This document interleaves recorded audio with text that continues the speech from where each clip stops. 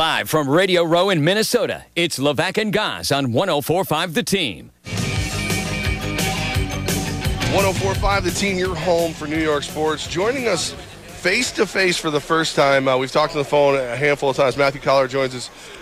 You have said the words that have rung through my ears from the moment that we knew we were coming here.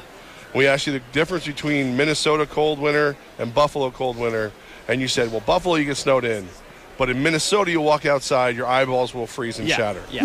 Hasn't happened yet, but I think I've been close. Yep. Last night I was walking around the Super Bowl experience downtown and everything, and they have little heating shacks, but it's cold. I mean, it is definitely the inside of your nose freezes and everything else, and don't plan on feeling your toes for quite some time. It is very, very cold. Are you just pointing and laughing at like these West Coast radio broadcasts where you're like, you wore shorts, huh? You really? Did you do that? Why did you do that? You wore 5 jackets? Why did you have to buy 5 jackets? Some people just don't get it. At least I think we did our best, right? We got the hoodies, We are New York, so it's like it's only 10 degrees colder here. Yeah. But the thing is that how cold it can get here is much worse than New York. I mean, if it's 0 in New York, you'll have, hey, don't go outside, and if you do, cover your face. But here, it gets to minus 25, minus 30 sometimes. And then it's just you have no chance. No matter how many layers of clothes you throw on, you're just no chance. And I have to walk the dog every day, too. So we have a coat for the dog that we have to strap on her when it's particularly cold. So that's it. Yeah, at least this week, it's only going to get down to like minus 10 at night. So that's not too bad.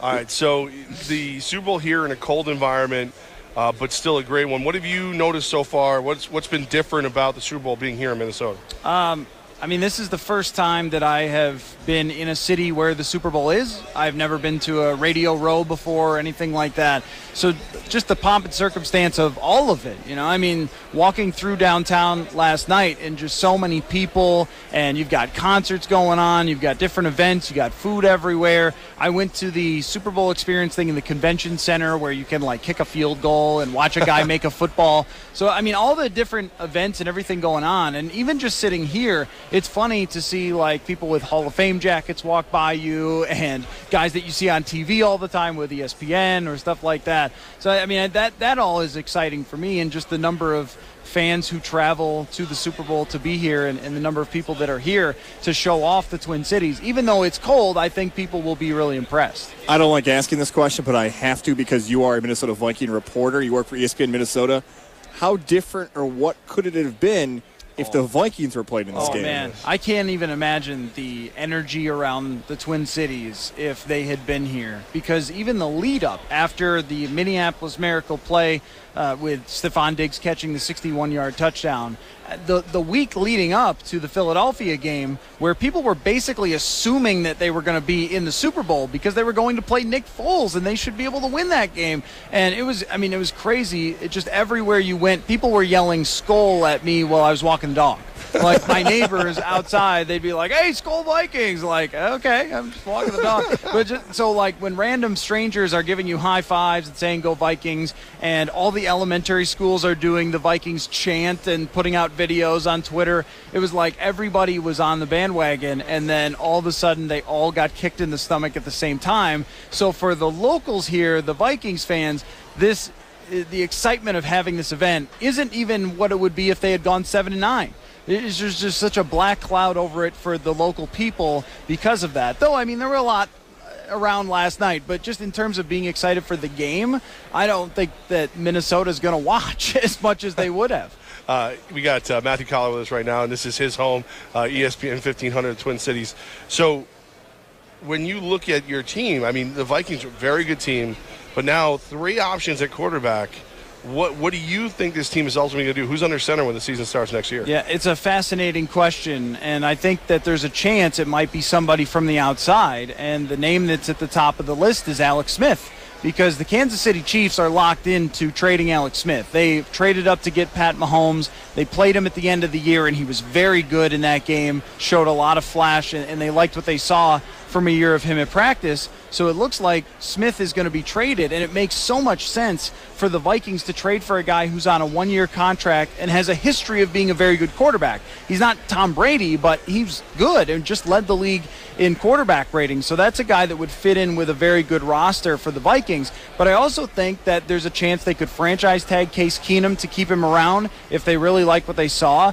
And I don't think that they want Teddy Bridgewater to leave. That this is an organization who drafted him in the first round and loved him and thought he was the franchise quarterback by the end of 2015, and then he has the knee injury. But all through this process, they've been amazed at how he's recovered, and I think there was a point this season where they even wanted to turn to him, but Case Keenum was playing so well. So I think what they would like to do is find a one-year quarterback and then try to sign Teddy Bridgewater to a deal that could keep him around, where they could turn him the ball after next year when they have a bigger sample to see how his knee reacts. There's so many levels to that, too, because let's say we go off your scenario. It's Smith 1, Keenum and Bridgewater.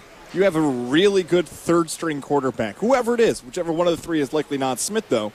Then all of a sudden teams start calling you, and you're like, can we have your third stringer? Because now you have a little bit of options. You could move one of those guys, too, if they go that way. Yeah, I think if they had, let's just say, Smith or Keenum and Bridgewater, and then Bridgewater looks amazing in training camp. Because that's the thing. I think they want to see him in preseason games and training camp before they know.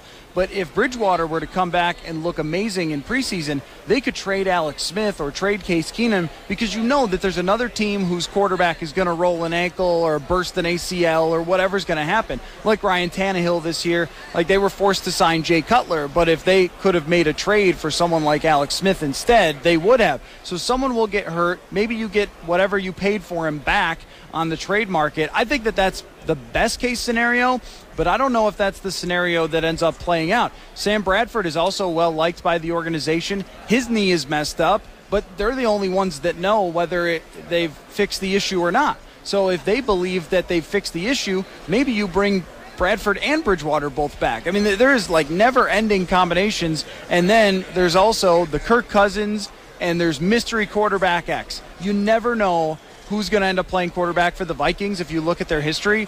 Jeff George, Randall Cunningham, right? I mean, Tony Romo, do you call Tony Romo and see what it... Hey, Tony, you did great in the booth, but do you want to come back for like $25 million? I mean, you never know with the different scenarios that have happened throughout this team's history. So Giants fans are sitting there looking at you and go, okay, so you got three quarterbacks, you want another one. We don't know what we're going to do with Eli, but we know who our coach is now, and you know a lot about him. What do you think Pat Shurmur's going to be able to do with the New York Giants? I think, first of all, his offseason goal will be to rebuild the offensive line.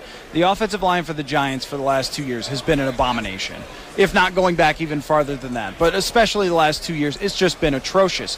And the difference between the Vikings offense in 2016 and 2017 with Pat Shurmur was that they signed 2 tackles and drafted a center who turned out to be really, really good. I think that's going to be what they look to do in the offseason.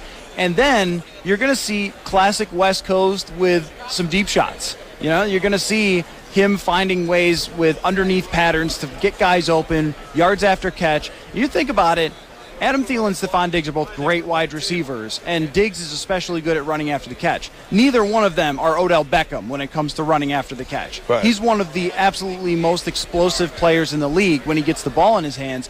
I would guess that what Shurmur tries to do is find every way possible to get Beckham the ball in his hands and then take off and beat people. And he's really, really exceptional at that, because Case Keenum's success, I think, came a lot from screen passes, from underneath throws, short throws that turned into big throws, and it kind of started with a mobile offensive line that could work screen passes and things like that. So it's kind of one thing plays after the next, but if you get Shurmur all the tools that he needs, you're going to go from a very poor offense to at very worst serviceable and maybe even good if you could get a running game. Let's go from one New York team to another team that you covered out in Western New York, the Buffalo Bills.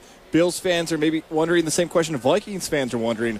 What's going to happen with their quarterback position in 2018? What's your feel on that? I would think that the Bills would like to draft a quarterback and either have that quarterback sit for a year behind Tyrod Taylor or beat Tyrod Taylor in preseason and then trade him. Now, they draft 21st, I believe, And that's pretty tough to get a top quarterback. But this is a really interesting quarterback draft where some teams might be concerned about Baker Mayfield and he could drop, or some teams might think Lamar Jackson is a wide receiver, which is just bananas to me. But you hear it, right? Right. I mean, you always expect quarterbacks to get drafted higher than they deserve to be drafted, but there's a shot this year that somebody falls into that later first, and sometimes that works, sometimes it doesn't. Teddy Bridgewater fell because he didn't wear gloves at his pro day, and then the Vikings got a guy they believed was their franchise quarterback, right? But also people like Brady Quinn have dropped to that area and have not turned out to be very good quarterbacks. So it's really risky when you're taking the third or fourth quarterback in the draft. So there is that chance that the Bills would go all in. They stacked up draft assets last year that they would send a bunch of those to somebody to move all the way up to the top and try to get one of those top quarterbacks. Because I think they know that with Tyrod Taylor, it's just not getting done. We've got Matthew Coller with us right now, 1500 ESPN. This is your city. We are just honored to be here. But most importantly, what should we do? What's the one thing we don't miss? Cities. I'm don't sorry. Forget St. Paul. Those people are sensitive. All right. What should we do while we're in your cities? Man, it's a good question because when it's the summertime, I would tell you lakes, guys. There's lakes everywhere. And the other thing I would tell you would be go see Mall of America, but you are currently in the Mall of America. Find yourselves a Juicy Lucy burger. There are a ton of dive bars in this place that are so cool that make the Juicy Lucy burger is just a burger where everything is packed in the middle. So instead of putting cheese on the top or peppers on the top, it's all cooked into the middle of it. Really? And it's Wow. pretty fantastic.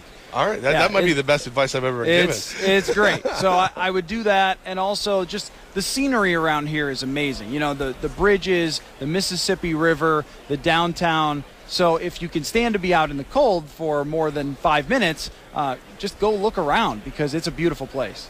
Well, like you said, wherever we go, Gaz is buying. So if you want to drive, Wait a second. Matthew Cobb, man, we really appreciate you. Thanks for welcoming us to your cities. See, I'm getting it now. Yep, there you go. and real quick, who's winning? I'm going to pick the Eagles. All right. I love that defensive line, love that offensive line, and Doug Peterson, man. I think he really showed how good of a coach he is against the Vikings. Love it. Thank you so much, Matthew. Yeah, thanks, guys. Matthew Coller, 1500 ESPN from the cities. Don't get it wrong. Don't get it twisted. There's more than one city over here. We are the Tri-Cities, so I guess I understand. Yeah, that's not so bad. I'm a little surprised he took the Eagles. I get he just watched them beat up on the Vikings a little bit, but I wonder if Minnesota fan is conflicted now because they got to be like any other sports fan where they're not rooting for the Patriots, but to watch the team that beat you in the conference game, doesn't that hurt a little bit? Like, that should have been me out there. Well, obviously over the course of the week we'll break the game down more and more and tell you who we think, and we'll finally make our picks on Friday. But I don't think this is a typical Patriots Super Bowl in any way, shape, or form, and I'll tell you that much this early. So just, keep that in mind as we go on and we talk to more people and peel back more information. One of the guys that we're always happy to talk to from Humpty, Canty, and Rothenberg just before us right here on 104.5 The Team, Chris Canty is next.